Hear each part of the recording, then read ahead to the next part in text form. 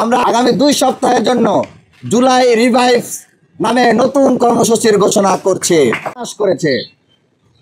শুধু জুলাই গণহত্যা নয়, শাপলা গণহত্যা, পিলখানা হত্যাকাণ্ড, সেরকম সহস্রাধিকেরও বেশি ঘটনা রয়েছে যার একটা সিঙ্গেল কারণে আওয়ামী লীগকে নিষিদ্ধ করার জন্য যথেষ্ট।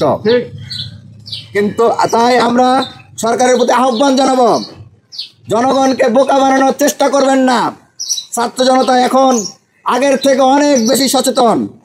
গড়িমসি বন্ধ করে অনতি বিলম্বে আওয়ামী লীগকে নিষিদ্ধ ঘোষণা করুন। জুলাই গণহত্যা সহ গত 15-16 বছর যাবৎ সংঘটিত সকল হত্যাকাণ্ড, গুম খুন, আয়নাঘর, নির্যাতন, দুর্নীতির বিচার করুন এবং গণহত্যার সাথে জড়িত কোন এমপি মন্ত্রী, গত 3টি অবৈধ নির্বাচনে অংশগ্রহণ করা ক্যান্ডিডেট, তারা যাতে কোনোভাবে বাংলাদেশের মাটিতে রাজনীতি করতে না পারে সেই ব্যবস্থা আপনারা গ্রহণ করুন। যদি আপনারা সেটা না করে ছাত্র জনতার বিরুদ্ধে অবস্থান গ্রহণ করেন, জুলাই শহীদদের রক্তের সাথে বেইমানি করে আওয়ামী লীগকে পুনর্বাসন করার দুঃসাহস দেখান, তাহলে আপনাদেরকেও এই ভয়াবহ আওয়ামী লীগের মতো ভয়াবহ পরিণতি আপনাদের স্মরণ রাখা উচিত।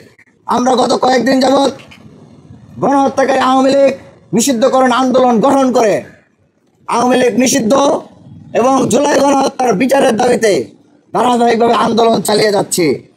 আওয়ামী লীগ নিষিদ্ধ ও গণহত্যার বিচারের দাবিতে ছাত্র জনতার মধ্যে ঐক্যমত্য রয়েছে বলে আমাদের বিগত কর্মসূচিগুলোতে ছাত্র জনতার স্বতঃস্ফূর্ত অংশগ্রহণ ছিল।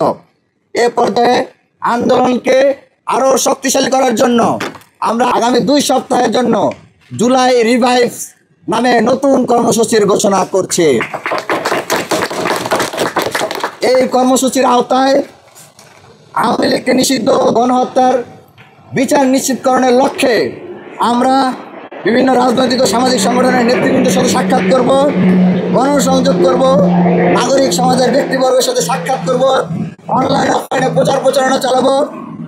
জুলাই গণহত্যার বিচারের দাবিতে, আওয়ামী লীগ নিষিদ্ধের দাবিতে দেওয়াল লিখন গ্রাফিতি অঙ্কন কর্মসূচি পালন করবে। একই সাথে জুলাইয়ের যোদ্ধা যে সকল আহত এবং শহীদ ভাইরা বুকের তাজা রক্ত ঢেলে দিয়ে বাংলাদেশকে ফ্যাসিবাদ মুক্ত নতুন একটি শান্তির বাংলাদেশ বিনির্মাণের সুযোগ করে দিয়ে গিয়েছেন, তাদের পরিবারের সাথে সাক্ষাৎ করব এবং তাদের অনুভূতি আমরা শোনার চেষ্টা করব এবং তাদেরকে আমরা এই আন্দোলনে সংগঠিত করার চেষ্টা করব।